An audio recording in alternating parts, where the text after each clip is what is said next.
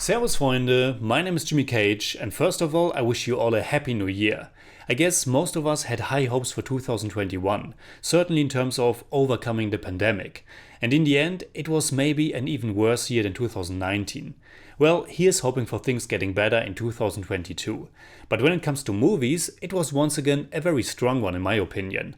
But honestly, I think if you consider all those different film industries out there, you will always find enough great or very good movies to fill your time. All in all, I have watched about 80 new releases, which was slightly more than I watched the year before, and I could easily fill a top 20 or even a top 30 list. But I don't do that, because I want to at least try to keep it simple and crisp, aside from all the honorable mentions that I will sprinkle in for sure. As always, let me first name a few potential great films that I haven't seen yet. I haven't seen the new Paul Thomas Anderson film Licorice Pizza, Pedro Almodovar's Parallel Mothers, Joel Coen's The Tragedy of Macbeth, Ryosuke Hamaguchi's Drive My Car, Guillermo del Toro's Nightmare Alley, or the animated movie Flea. Of course, there are several more I have missed, but I think these are the biggest contenders. But without further ado, let's get started with my top 10 best movies of 2021. Even in our darkest moments, there's light where you least expect it.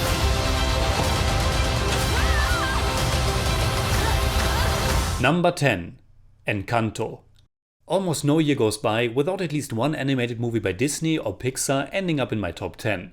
And Encanto, directed by Jared Bush, Byron Howard, and co-directed by Charisse Castro-Smith, is probably the most vibrant and colorful thing I have seen all year. It tells a wonderfully fresh and original modern fairy tale about this one Colombian family that lives in this magical home. And it features a wonderful soundtrack with music composed by Jermaine Franco and songs written by Lin-Manuel Miranda, someone who I will talk about a little bit more later on. My first two honorable mentions are going out to two other wonderful animated movies this year. Pixar's Luca, who will certainly put you in the mood for a nice summer vacation, and The Mitchells vs. the Machines, an incredibly animated film in the vein of Into the Spider-Verse or the Lego Movie that also single-handedly justifies the existence of Furbies. Number 9. The Last Duel.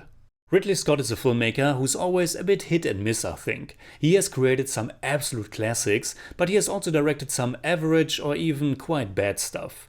At over 80 years of age, he has actually made two films in 2021. And while I haven't watched House of Gucci yet, I really loved The Last Duel. It's such an immersive production, brought to life by powerhouse performances. It's a big blockbuster movie that's quite entertaining, and yet it's also at the same time thought-provoking and super timely. Unfortunately, it pretty much tanked at the box office, at least in comparison to its budget, but that's really never saying much about its quality. So check it out. My next honorable mention goes to a filmmaker who's about as old as Ridley Scott, Paul Verhoeven, who has made one of the most fascinating, erotic and even crazy films of the year with Benedetta. If you ever wanted to see Jesus decapitate someone, this is your chance. Of course, the film is actually about a 17th century nun who is having these religious visions. And another wonderful female-centric story is told in Maggie Gyllenhaal's directorial debut, The Lost Daughter, an electric film that was just released on Netflix a few days ago.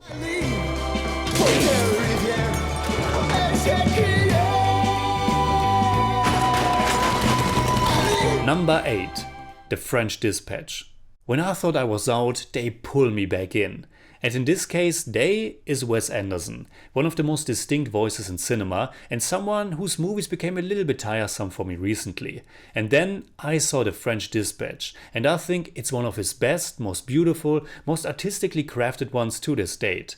A love letter to journalists told in 3 segments, plus a little travelogue. It shows a filmmaker who is in total control of his craft, and I enjoyed it so much.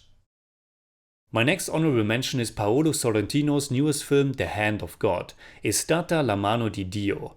I'm still not really that familiar with Sorrentino's filmography, but I loved his 2013 Oscar-winning The Great Beauty, La Grande Bellezza, and his new one really enchanted me as well.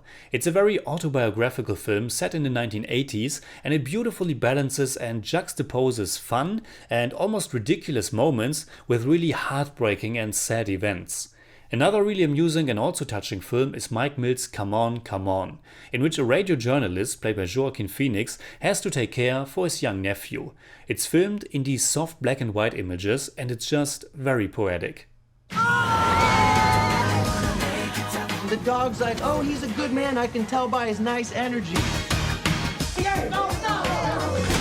Your persona non grata. Number 7. Red Rocket. This has been the movie I'm most waiting for to watch for a second time. Ever since I have seen Sean Baker's Red Rocket at the Vienna International Film Festival, I can't wait to experience this very peculiar character study again. Lead actor Simon Rex is outstanding as Mikey Saber, this suitcase pimp, this washed up former porn star who returns to his small Texas hometown to once again fuck up the lives of everyone around him. It's a magnetic performance in a very funny but also quite dark and, in the end, human film. It makes me really happy that my next honorable mention goes out to one of my all-time favorite actors. Nicolas Cage is remarkable in Michael Sarnowski's feature film debut Pig, the story of a truffle hunter who is looking for his kidnapped pig. But this is not an action revenge thriller like John Wick or Taken, but a very beautiful and painful little drama about loss. And yet another fascinating character study with strong themes on its mind is Chaitanya Tamhane's The Disciple, that gives a very layered insight into the world of classical Indian music. Actions speak louder than No matter what, they speak louder. keep going, okay? Actions speak louder than. Number 6. Tick Tick Boom. This beautiful musical biopic took me really by surprise. I'm really not familiar with the world of musical theater at all, and I didn't know about Tony Award and Pulitzer Prize winning playwright Jonathan Larson, who is played by Andrew Garfield in this film, which might be my favorite performance of the year. It is such a relatable, touching film about following your dreams and all the hardships and sacrifices that come with it. It marks the very impressive feature film directorial debut by Lin-Manuel Miranda, who had a pretty remarkable year. He wrote the songs for the already mentioned Disney movie Encanto, he contributed a lot to the animated movie Vivo, he directed his first film with Tick Tick Boom, and his musical stage play In the Heights was also adapted as a pretty rousing film by John M. Chu. And looking back at 2021, it was altogether a pretty fine year for musicals. Encanto, Tick Tick Boom, In the Heights, Annette, which I also found fascinating, and without spoiling the rest of my list, but my top 3 also consists of 3 musicals. And while not a musical, my next honorable mention is very much a movie about music. It's the documentary Summer of Soul that shines a light on the legendary 1969 Harlem Cultural Festival. It shows material that was never really shown before, and it's a beautiful celebration of African American music and culture. I guess when it comes to documentaries, I just haven't seen as many as the year before. There were quite a few that made my list last time, but not so much this time. My last honorable mention isn't a documentary, but another biopic about a real person and a very real and horrible event that took place in 1919, the Jallianwala Bagh massacre, in which British troops fired on a large crowd of unarmed Indians. The movie is called Sada Udam, and it's a powerful, superbly produced biopic that pulls us under its spell with its detailed, authentic historical setting and a great performance by lead actor Vicky Kaushal. But now, enough with the honorable mentions. These are my top 5 best movies of 2021.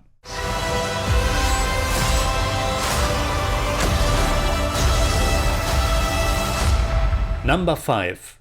Eternals. This is probably one of the most divisive movies on my list, and I was really surprised how many people were disappointed by it.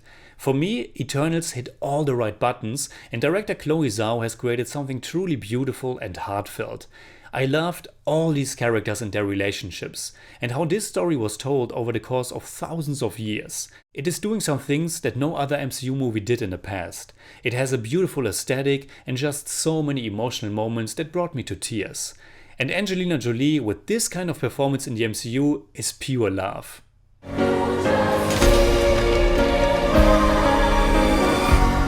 Number 4. Spencer. Another movie that is pure love for me. Pablo Larraín's unconventional biopic of Princess Diana is a beautiful, tragic, and almost horror-like portrait, and Kristen Stewart gives an absolutely remarkable and so intense performance. I love how the entire movie is just focused on this one Christmas weekend and how dense, electric, and at times surreal the whole atmosphere is. What kind of visual texture is created with the gorgeous cinematography, and what eerie music was created by Jonny Greenwood. I watched it on the big screen at the Vienna International Film Festival, and then I watched it again on the small screen at home a few weeks later, and I absolutely adored it both times. And now for my 3 favorite films and simultaneously 3 favorite musicals of the year. Could I interest you in everything all of the time? Apathy's a tragedy and boredom is a crime. Anything and everything and anything and everything and all of the time. Number 3. Bo Burnham, Inside. What should I even say? Bo Burnham is such a genius comedian, and what he has created with Inside is probably the perfect piece of art for these troubling times. It's an almost 90-minute long comedy special that's also a musical and a deep-felt drama. It's so creative, so funny, so thoughtful. It will crush you, it will comfort you, it will inspire you. I have only seen it once, but I'm not even kidding. I have listened to the soundtrack, which makes about 50 minutes of the entire film, probably like 50 times. And while I highly recommend you the movie, I also warn you that these songs will be stuck in your mind forever, and they kept me up at nights many times throughout the year.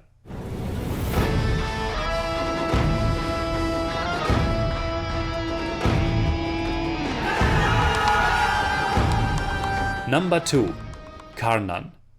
This one I saw quite early in the year and it stayed with me ever since. And for almost the entire year it remained as my number 1 favorite film. Until I saw the one that I loved even more, which we will come to in a second. Karnan is a Tamil language musical action drama starring Dhanush. It was the second feature film by Mari Selvaraj, and since it also just topped my top 5 best Tamil movies of 2021 list, I just repeat what I said in that video. The movie has a hard-hitting social message. It's emotional and heart-wrenching. It features great music composed by Santosh Narayanan, and it's just a damn gripping story. And now, my number 1 favorite film of 2021.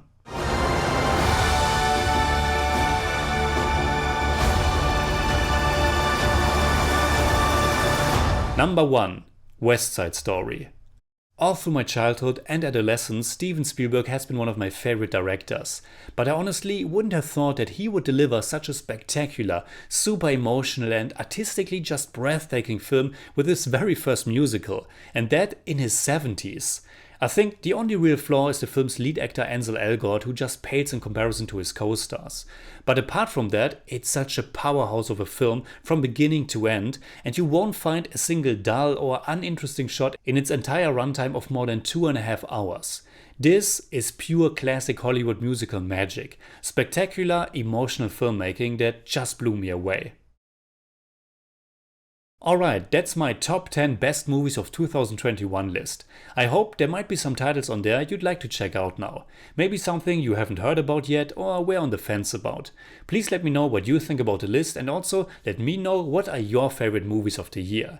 Please share them in the comments below. You can hit me up on Twitter, Instagram and Letterboxd and also on Patreon simply at TheJimmyCage. And if you enjoyed this episode, please give me a thumbs up, share, subscribe, whatever you like. And make sure you hit that bell for all I have to tell.